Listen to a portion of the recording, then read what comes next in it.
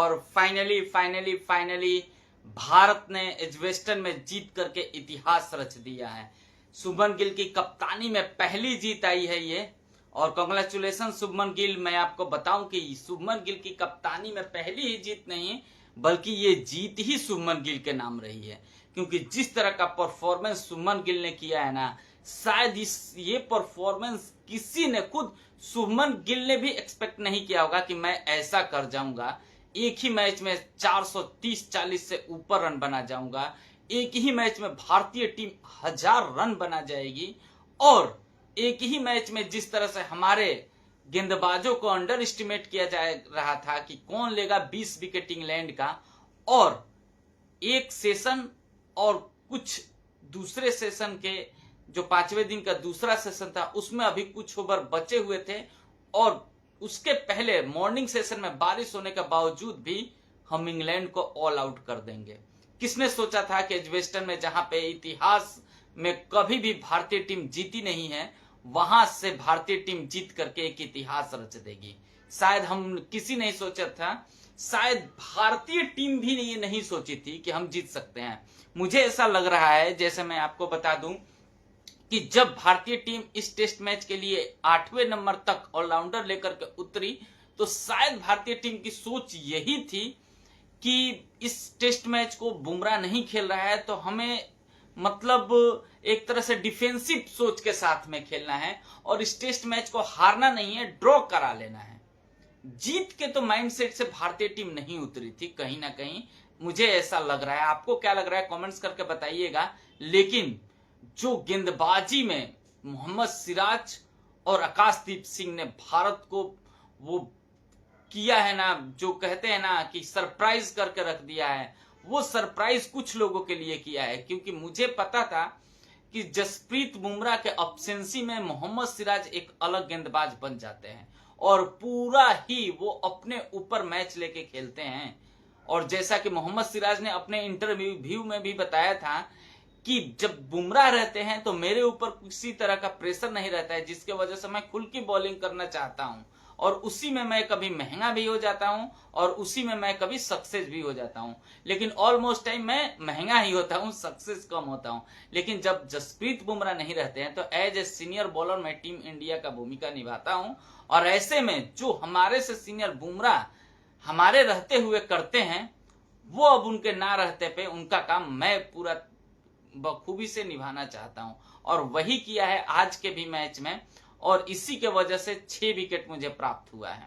तो ऐसा उन्होंने अपने इंटरव्यू में मैच खत्म होने के बाद में कहा था, और वो दिखा भी, जिस तरह का परफॉर्मेंस उन्होंने किया वो दिखा भी। लेकिन मैं आपको बताऊं कि इससे पहले जो शुभमन गिल ने करी ना, उसने शायद किसी ने सोचा नहीं होगा। शुभमन गिल, कोई ऐसा प्लेयर हो जो इंग्लैंड दौरा पे जाना चाहता हो, और जब वो ये सोच के जाता हो कि यार इंग्लैंड से लौटते टाइम मेरे इंग्लैंड दौरे पे 500 रन बन जाए, उससे बेटर मेरे लिए दौड़ा नहीं हो सकता है। लेकिन पहले ही मैच में 450 रन बना देना, कहीं ना कहीं ये शुभमन गिल के लिए ना एक बेहतरीन टेस्ट मैच गुजरा है।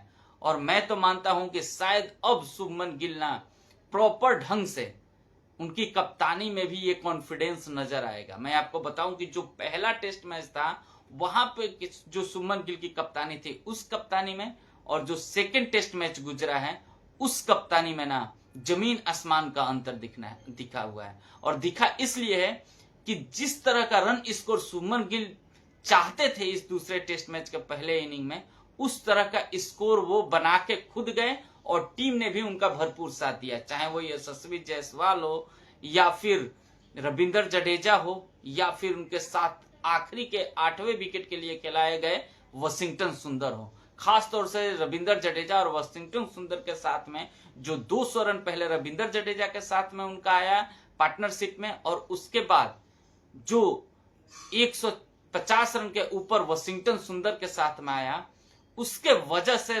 जसप्रीत बुमराह एक अलग ही खिलाड़ी दिखे।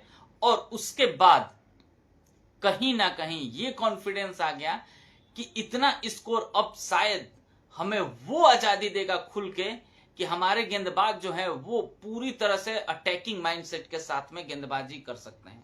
इंग्लैंड के सामने यदि आप खेलते हैं तो 400 450 का स्कोर के सामने आप दोहरे माइंडसेट के साथ में उतरते हैं कि हमें रन भी बचाना है, हमें अटैक भी करना है। लेकिन जब आपके पास में 500 या 550 से ऊपर का स्कोर होता है तो वो एक अलग माइंडसेट के साथ में फिर टीम उतरती है कि भले ही 10 चौका 12 चौका एक इनिंग में एक्स्ट्रा चला जाएगा, लेकिन यदि अटैकिंग माइंडसेट के साथ में जाते हैं तो फिर हमें विकेट लेने के चांसेस भी बढ़ जाएगा। और वही हुआ इस टेस्ट मैच में। पहले इनिंग में भारत ने जो 584 रनों का एक बड़ा स्कोर बनाया, उसके दबाव में पूरी तरह से इंग्लैंड टीम आ गई और इसी के वजह से इंग्लैंड टीम अपने पहले ही दिन, आप लोगों ने देखा होगा कि जब भारतीय टीम रिटायर अपने पारी को घोषित किया, उसके बाद जब इंग्लैंड खेलने आई तो वहां पे इंग्लैंड की पैर इतनी थक गई थी बॉलिंग करते करते कि इंग्लैंड के बल्लेबाजों को इंडिया के गेंदबाजों के सामने उनका पैर ही नहीं चला, जिसके वजह से पहले ही दिन भारतीय टीम ने इंग्लैंड के ऊपर में दबाव बना दिया। लेकिन एक चीज का मैं दाग दूंगा इंग्लैंड के लिए कि 5 विकेट उनका 77 पे गिरने के बाद भी इंग्लैंड टीम पहली पारी में उनके 5वें यानी हैरी ब्रुक्स और जे स्मिथ 5वें 6वें नंबर के बैट्समैन इस टेस्ट मैच को इतना आगे तक लेके गए कि कहीं ना कहीं इंग्लैंड को यह कॉन्फिडेंस आ गया कि शायद इस टेस्ट मैच में अभी हम बने हुए हैं। लेकिन अगेन जब भारतीय टीम दूसरी पारी में बल्लेबाजी करने के लिए उतरती है और जिस तरह की बल्लेबाजी एक बार फिर से शुभमन गिल और पहले इनिंग में खराब शॉट मार करके आउट हुए यहां पे ऋषभ पंत दोनों मिलकर के खेलते हैं ना, काबिले तारीफ। और उससे पहले एक बेहतरीन स्टार्ट देके जाते हैं हमारे लिए केएल राहुल। और केएल राहुल और मैं आपको बता दूं कि उनका पूरा भरपूर साथ दे रहे हैं यहाँ पे यशस्वी जायसवाल और केएल राहुल का एक तेज शुरुआत मिलता है, लेकिन उसके बाद यशस्वी जायसवाल आउट होते हैं। लेकिन फिर शुभमन गिल और केएल राहुल के बीच में एक बेहतरीन साझेदारी होती है और केएल राहुल के आउट होने के बाद जिस माइंडसेट के साथ में यहाँ पे उतरते हैं ऋषभ पंत, एक अलग ही माइंडसेट होता है वहां पे ऋषभ पंत का, जहां पे पूरा इंग्लैंड के गेंदबाज भारतीय टीम के ऊपर में दबाव डालना चाहता था और ये शायद सोच थी इंग्लैंड टीम की कि अब बॉल स्पिन हो रही है, कहीं ना कहीं हमारे लिए चांस है कि इंडिया टीम को जल्द से जल्द आउट कर देंगे। वहां पे ऋषभ पंत की एक अतरंगी पारी आती है 65 रनों की और उसके बाद तो फिर भारतीय टीम के बल्लेबाज पीछे मुड़ के नहीं देखते हैं और 608 रनों का एक बड़ा स्कोर लगाते हैं। और हमें भी ऐसा लगने लगा था कि अब भारतीय टीम कब रिटायरमेंट करेगी अपने इनिंग को, ताकि अब इंग्लैंड को आउट करने के लिए भारतीय तेज गेंदबाज और स्पिन गेंदबाजों को वो पूरा मौका मिले। लेकिन हमने शायद ये नहीं सोचा था कि भारत इंग्लैंड के सामने इतना ज्यादा रन बना के देना चाहता है कि कितना भी ज्यादा अटैकिंग माइंडसेट के साथ में उतरे, हमारी अटैकिंग फील्ड कभी खत्म ना हो। इसीलिए भारतीय जो सपोर्ट स्टाफ है, भारत के कप्तान है, टीम है, उन्होंने मिलकर ये डिसाइड किया कि कम से कम 600 रन तो देना ही है इनको और वही किया। जैसे ही 600 के पार पहुंची टीम इंडिया, उसके बाद में रिटायर किया, यहाँ पे रिटायर टीम को डिक्लेयर किया भारतीय कप्तान शुभमन गिल ने। और फिर क्या था, वही हुआ इंग्लैंड के साथ में जो उनके साथ में पहले इनिंग में हुआ और जबरदस्त शुरुआत करी भारतीय तेज गेंदबाजों ने और खास तौर से यहाँ पे आकाशदीप सिंह ने। आकाशदीप सिंह तो ऐसे नए गेंद से गेंदबाजी कर रहे हैं जैसे कि शायद भुवनेश्वर कुमार और मोहम्मद शमी और जसप्रीत बुमराह करते नजर आते हैं। और आकाशदीप सिंह का ये रिकॉर्ड है कि वो जब भी नए गेंद से गेंदबाजी किए हैं वो अपने दूसरे ही ओवर में विकेट चटकाते हैं। और इस टेस्ट मैच के पहले इनिंग में भी हुआ, हालांकि दूसरे इनिंग में नहीं हुआ क्योंकि दूसरे इनिंग के दूसरे ओवर में मोहम्मद सिराज ने विकेट चटका दिया, माफ कीजिएगा पहले ही ओवर में विकेट चटका दिया।